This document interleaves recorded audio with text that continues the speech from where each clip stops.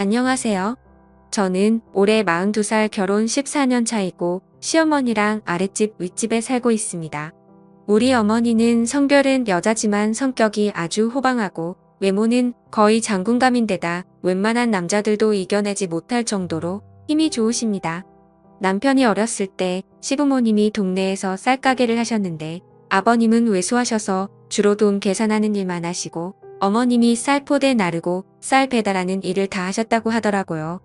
당시에는 쌀이 80kg짜리도 있었는데 80kg 쌀 가마니도 번쩍번쩍 들어올릴 정도로 힘이 장사였다고 합니다. 일간에 떠도는 소문으로는 어머니가 오밤중에 잠들어 있는 아버님을 보쌈해와서 두 분이 어쩔 수 없이 부부가 됐다는 소문도 있었는데 어머니는 말도 안 된다며 내 아버지가 나한테 반해서 결혼했다고 하셨고 아버님은 그 얘기가 나올 때마다 침묵만 하고 계시니 사실관계는 지금까지 확인하지 못했습니다. 하지만 우리 어머니는 아버님을 보쌈해오고도 남을 분이라는 생각은 듭니다. 어쨌든 우리 어머니는 불의를 보면 참지 못하는 성격이시고 한 번 아닌 것은 끝까지 아니며 한 번 시작한 싸움에 절대 지는 법이 없는 분이십니다.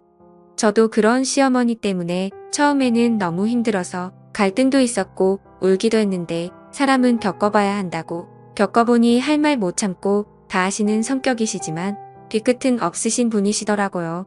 그래서 저는 늘 적당히 시어머니와 거리를 두고 지냈는데 2년 전 시어머니와 제가 완전한 편이 되어 끈끈한 여성 동지애로 돌돌 뭉친 사건이 있었습니다. 시아버지와 남편이 거의 비슷한 시기에 바람이 났습니다. 시어머니가 하루는 우리 집에 내려오셨다군요. 남편과 저를 앉혀두고 너희 아버지 바람났다 라고 했습니다. 그래서 저는 예? 아버님이요? 하고 화들짝 놀랐고 남편은 무슨 바람이야. 엄마는 말도 안 되는 소리 하지 말라고 했습니다.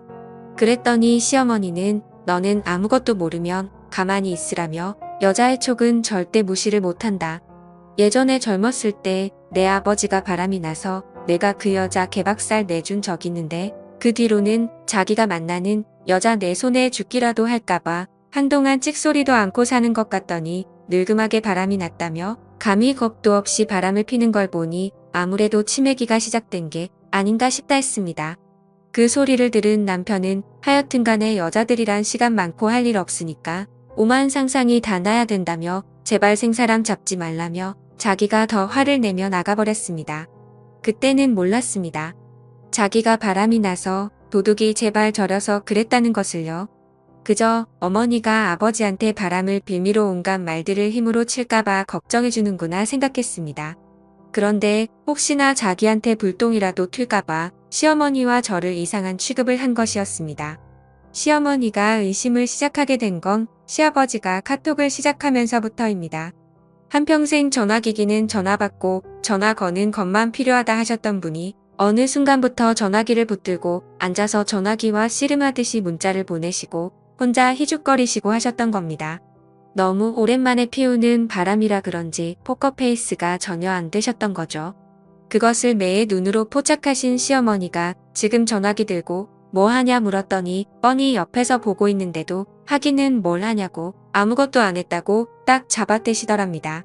그래서 시어머니가 시아버지 전화기를 곰이 물고기를 잡아 올리듯 시아버지의 전화기를 낚아채니 시아버지가 노발대발하면서 남의 전화기는 왜 빼앗아 가느냐고 내 전화기 내놓으라고 온 힘을 다해서 덤볐지만 천하장사도 울고 갈 시어머니의 힘을 당해낼 수가 있어야 말이죠.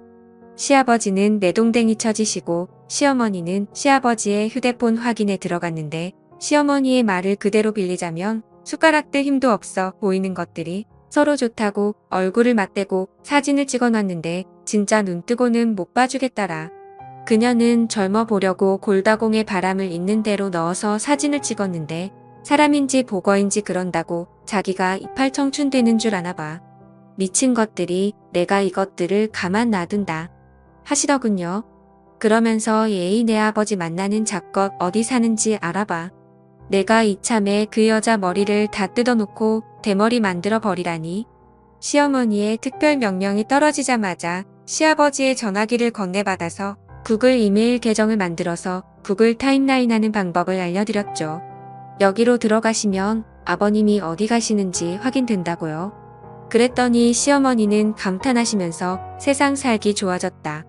옛날에는 머리수건 뒤집어 쓰고 무조건 따라붙어야 했는데 요새는 이것만 딱 보고 있다가 현장을 덮치면 되겠구나. 내가 오늘 너한테 빚졌다. 언젠가 오늘 진 빚 갚으마 하고는 어머니는 윗집으로 올라가셨습니다. 그날 어머님은 선심 쓰는 척하며 시아버지에게 전화기를 건네주었고 이틀 뒤 타임라인을 확인한 어머니는 여기가 어디냐고 물어보셔서 위치를 알려드리고 이 근처 어딘가에 계실 거라고 알려드렸죠. 그리고 1시간 뒤 시어머니는 소주와 막걸리를 파는 술집에 앉아있는 시아버지를 발견하셨습니다. 때마침 시아버지의 손은 그 여자의 엉덩이에 올라가 있었고 시어머니는 그것을 보자마자 시아버지의 목덜미를 낚아채 끌어내고 그 여자의 머리카락을 뜯어 놓으셨죠. 그날 아마도 시아버지와 바람이 난 그 여자는 평생 들어도 다 듣지 못할 오만 가지 창조적인 욕들을 다 들었을 겁니다. 아마 그것만으로 혼이 쏙 빠졌을 겁니다. 시어머니는 그 여자를 혼쭐 낸 뒤에 그간 시아버지가 그 여자에게 갖다 바친 선물들을 다 회수하셨는데 그 금액은 약 300만 원 어치에 달했습니다. 시어머니는 그것들을 말끔히 수거하셔서 현금화하시고 그 돈으로 저한테 소갈비를 사주시더라고요. 그러면서 앞으로 전화기로 확인할 거 있으면 잘 부탁한다고 똑똑한 며느리를 둬서 연간 바람 3개월 만에 쪽 냈다고요. 그 후로 시아버지는 통장도 뺏기고 카드도 뺏기고 용돈도 어머니를 통해서 드리고 사는 게 말이 아니었지요. 그런데 시아버지에 대한 복수는 시어머니로 끝난 게 아니었습니다. 그 술집을 하는 여자도 시어머니한테 머리 쥐어뜯긴 복수를 시아버지한테 했는데 하루는 시아버지가 만신창이가 되어 들어오셨다군요. 그걸 보고 시어머니가 시아버지를 향해 혀를 끌끌 차시더니 이거 하나는 하시다군요. 그렇게 서로의 폭행은 조금 특별한 방법으로 퉁치고 넘어가게 되었습니다. 어머니의 바람이 수습되고 난 뒤 다시 남편의 바람이 터졌습니다. 시어머니가 그 여자의 머리를 쥐어 뜯어놓은 지 채 한 달도 되지 않았을 때였지요. 주말 저녁에 치킨하고 피자를 시키고 카드로 결제를 하려고 보니 제가 지갑을 차에 두고 온 겁니다. 그래서 남편 카드로 결제를 하려고 남편의 지갑을 열어보니까 그 안에 남성용 그 물건이 떡하니 2개나 들어있는 겁니다. 우리는 한평생 그런 걸 사용해 본 적도 없고 산 적도 없습니다. 그런데 그것이 남편 지갑에 들어있으니 기가 막히더군요. 저는 남편의 지갑을 그대로 덮어두고 차에 제 지갑을 가지고 와서 결제를 했습니다. 속이 부글부글 끓어올랐지만 완벽하게 포커페이스를 유지하고 애들한테 아빠 휴대폰 패턴 뭔지 아냐고 물어봤지요. 그랬더니 이거잖아 하면서 손가락으로 남편 휴대폰 패턴을 그려 보이더군요. 그러면서 엄마는 몰라 하기에 하는데 자꾸 까먹어서 그렇다고 하고 넘어갔습니다. 그 후로 저는 남편의 전화기를 틈만 나면 들여다봤습니다. 그 여자 얼마나 조심스러운지 남편에게 문자를 보내고 나면 마지막에는 꼭 그냥 두지 말고 지우라는 말을 남기더군요. 그래서 남편도 그 여자와 대화한 내용은 거의 다 지우긴 했지만 바빴는지 방심했던 건지 차마 지워지지 않은 문자도 있더군요. 그 내용을 확인하니 그 여자는 남편을 여보라고 불렀습니다. 마치 남자 하나에 두 여자가 달라붙어 한 집 살림을 하는 것처럼 기분이 아주 더러웠습니다.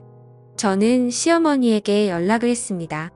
남편에게 여자가 생겼다고 그 여자가 남편을 여보라고 부른다고 카톡에서 본 내용들도 알려드렸죠. 시아버지의 바람으로 울분을 터뜨린 지 얼마 되지 않아서인지 시어머니는 그에 비해 그 자식이라며 누가 바람둥이 피 물려받은 놈 아니랄까봐 바람을 피고 있냐며 분노를 터뜨리셨죠. 그러면서 어머니는 그 여자 누구냐 낯짝 좀 보자 하시더군요.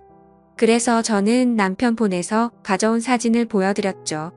어머니가 돋보기를 끼시고 어디 보자 하시더니 눈알이 튀어나올 듯 놀라시며 이런 정신 나간 게 이거 완전 또라이 같은 게 어디서 내 아들을 또 만나 하시더군요.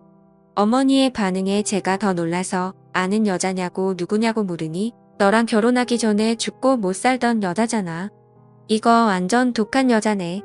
내가 그렇게 둘이 떼놓고 만나지 말라고 했는데 설마 지금까지 만나고 있었던 거야? 내가 무슨 전생에 인연하고 원수가 적길래 철거머리같이 우리 아들한테 붙어서 이 난리를 쳐 하며 노발대발하셨습니다. 그 여자와 남편은 시어머니 말대로 둘이 죽고 못 사는 사이였습니다. 그런데 어머니가 둘이 결혼은 안 된다. 결사반대를 하셨던 거죠. 그 여자는 어머니와 원수같이 지내는 동네 사람의 딸인데 그 여자의 엄마가 시어머니의 아버지와 바람이 나서 온 집안이 발칵 뒤집혔다고 했습니다. 그러다 그 여자의 집이 다른 지역으로 이사를 가게 되면서 사건이 일단락되는 줄 알았는데 시어머니의 아들이자 제 남편이 저랑 결혼하기 전에 사귀는 사람이 있다며 놀라지 말라고 데려온 사람이 있었는데 그 사람이 그 집 딸이었던 겁니다. 그 여자 얼굴을 보고 난 뒤 이 결혼 절대 안 된다고 이런 거 집으로 데려오기만 해보라고 그러면 그 여자가 죽든 내가 죽든 둘 중에 하나 죽는 거라고 어머니는 난리를 쳤던 거죠. 남편은 죽어도 그 여자와 못 헤어진다고 하고 어머니는 내가 죽는 꼴을 봐야겠냐며 몇 날 며칠 밥 숟가락도 들지 않고 두 사람의 기싸움이 장난이 아니었던 겁니다. 그리고 참다 못한 시어머니는 그 여자 엄마를 찾아가 내 딸이 내 아들 만나는 게 아냐 모르냐, 지금이 결혼이 될 말이냐, 안 돼 말이야, 원수 같은 집안이 엮여서 대대손손 괴롭게 살진 않고 둘이 뜯어 말려라 얘기를 했던 거지요. 그 여자의 엄마는 그때까지 딸이 누구를 만나는지도 모르고 있다가 시어머니의 얼굴을 보고 그 집에서도 난리가 났고 결국 두 집 어머니의 결사반대로 결혼은 무산됐습니다. 그런데 그 여자도 고통 독한 게 아닌지 결혼이 무산된 후 술을 있는 대로 마시고 시어머니를 찾아와서는 당신이 뭔데 우리를 갈라나 독한 할망구 당신이 내 눈에 눈물 나게 했으니 내 눈에 피눈물 나게 해줄 거야. 내가 어디 그냥 가만히 물러나는지 두고 봐. 나 가만히 안 있어 했던 거죠. 그래서 시어머니가 그랬답니다. 나를 탓하지 말고 내 애비를 원망해. 그리고 다시는 내 앞에 나타나지 마. 그렇게 서로 도끼를 뿜으며 헤어진 게 마지막이었던 겁니다. 이로부터 16년 후 두 사람은 제 남편의 바람으로 다시 만났습니다. 그 여자는 다른 남자와 살다가 이혼을 했고 이혼할 무렵부터 자기 가정도 깨졌으니 이제 우리 가정도 깨보겠다는 심산이었던 건지 자기는 이혼한다고 제 남편에게 연락해 다시 만나고 싶다고 했습니다. 그렇게 애절했던 두 사람은 이혼녀와 유부남 사이로 다시 만나게 되었고 남편은 그 여자 집을 제 집 드나들듯이 드나들었습니다. 그 집에는 고등학생 딸도 있는데 딸이 공부하고 들어오기 전까지 그 집에 눌러붙어 있다가 온 것이지요. 시어머니가 남편과 그 여자가 만나는 걸 알고 얘기하시더라고요. 이건 너하고 내 남편의 문제이기도 하지만 나하고 그 여자의 문제이기도 하다. 무슨 악연도 이런 악연이 다 있고 독해도 무슨 그런 독한 여자가 다 있는지 모르겠다. 이 정도로 나오는 거 보니 작정을 하고 덤빈 모양인데 만만치는 않을 것 같으니 너도 마음 단단히 먹어라. 시어머니 성격에 바로 그 여자 잡으러 가실 줄 알았습니다. 그런데 이번에는 신중하시더군요. 몇 날 며칠 앓듯이 일을 어떻게 해결할까 혼자 고민하고 또 고민하셨습니다. 그리고 저에게 그 여자가 이혼하고 나는 어떤 일을 하는지 뭘로 밥벌이를 하는지 알아보라고 하시더군요. 이 싸움은 잃을 게 많은 사람이 지게 되어 있는 싸움이라고요. 저는 남편의 전화기를 틈틈이 들여다보며 그 여자의 신상을 하나씩 알아갔습니다. 그 여자는 이혼하기 전부터 여성 의류와 가방, 신발 등을 온라인과 오프라인에서 동시에 판매하고 있었는데 그 물건들이 평범한 물건들이 아니었습니다. 대부분이 명품 작품으로 실제 명품 가격의 적게는 10% 많게는 40%의 돈을 받고 판매하고 있었습니다. 저는 이거면 되겠다 싶어 어머니에게 이 사실을 얘기했고 상표법 위반으로 걸리면 어떻게 되는지 상세하게 말씀드렸죠. 어머니는 그 얘기를 들으시더니 됐다. 일단 그 여자부터 만나러 가자. 저는 어머니와 함께 여자를 만나러 갔습니다. 어머니의 얼굴을 보자마자 그 여자는 어머니를 단박에 알아보더군요. 이렇게 가게에 들이닥칠지는 몰랐는지 그 자리에서 얼음이 되어 여긴 어떻게 알고 오셨냐고 하더군요. 그랬더니 어머니가 그동안 고생 많았구나. 얼굴이 많이 상했네. 아주 폭삭 늙었어 하시더군요. 그러면서 여긴 내 며느리야. 이렇게 셋이서 평생 안 만났으면 제일 좋았을 텐데 이렇게 만날 자리를 마련해 주다니 인생 더럽게 사는 건 여전하구나. 어디 할 짓이 없어서 잘 사는 남의 부부 사이에 비집고 들어와 분탕질을 하고 있어. 설마 내가 가만히 보고 있을 거라고 생각한 거 아니겠지. 안녕하세요. 저는 올해 42살 왜 일부러 찾아왔어? 다 속 뒤집어서 뒷목 잡는 꼴이라도 보려고. 그랬더니 여자도 눈도 깜짝 안 하고 데리고 왔더군요. 성질머리 여전하시네. 그 더러운 성질은 강산이 변해도 안 변하네요. 이렇게나 늙어 빠졌는데 이제 죽을 때 안 됐나 하더군요. 그랬더니 어머니는 그 여자가 얘기하는 동안 가소롭다는 듯이 피식 웃고만 있었습니다. 그렇게 나를 며느리로 못 받아들인다고 해서 나는 뭐 아주 대단한 며느리라도 얻은 줄 알았더니 뭐 별것도 아니네. 귀도 그렇고 생긴 것도 그렇고 나보다 나은 게 하나도 없잖아. 이런 여자를 며느리라고 얻었어? 당신 아들은 평생 내 생각만 하고 살았던데 이 여자도 알려나 하는 순간 어머니가 그 여자 뺨을 쳤습니다. 저는 너무 놀라 어머 하고 소리쳤는데 그 사이 그 여자도 우리 시어머니의 얼굴을 후려치더군요. 저는 너무 놀라서 지금 이게 무슨 짓이냐고 내가 어떻게 살아왔는지 모르겠지만 내 성질대로 내 마음대로 함부로 행동하지 말라고 했죠. 그랬더니 어머니는 너는 물러서 있으라며 어디 때릴 거면 한 번 더 쳐보라는 식으로 그 여자 앞으로 바짝 다가섰습니다. 그리고 저도 지금까지 한 번도 보지 못한 엄청 환한 얼굴로 얘기하시더군요. 여전히 이것밖에 안 되는구나. 그러니까 내가 안 되는 거야. 내가 우리 며느리랑 다른 게 뭔지 가르쳐 줄까? 우리 며느리는 어떤 상황이 닥쳐도 너처럼 이렇게 개로 변하지는 않아. 그만큼 인성이며 품성이며 가정에서 배운 것이며 내가 절대 따라올 수 없는 사람이야. 너처럼 막대 먹은 엄마 보고 막 살아온 사람이 아니야. 그게 사람 근본이라는 거야. 그런 자체가 비교가 안 되는데 어디다 너랑 비교해. 내가 아무리 발버둥 쳐도 우리 며느리 발 뒤꿈치도 못 따라와. 어디서 더러운 짓을 하고 있어. 우리가 몰랐으면 모를까 이렇게 알게 된 이상 그냥 넘어갈 수 없잖아. 조용히 끝내. 여기서 조용히 끝내면 내가 바람 피운 벌만 받게 될 것이고 사람 말기 못 알아듣고 자꾸 미친 척하고 있으면 너 앞으로 제대로 못 살게 밟아줄 테니까. 그랬더니 그 여자가 마음대로 해봐. 누가 물러서는지 한번 해보지 뭐. 그리고 나 지금 영업 중인데 영업 상당히 방해되니까 나가주시지. 안 그러면 경찰 부릅니다. 하더군요. 그래서 저는 그곳에 더 이상 있을 필요 없다며 시어머니를 모시고 집으로 왔습니다. 남편은 회사 일이 끝나자마자 집으로 왔더군요.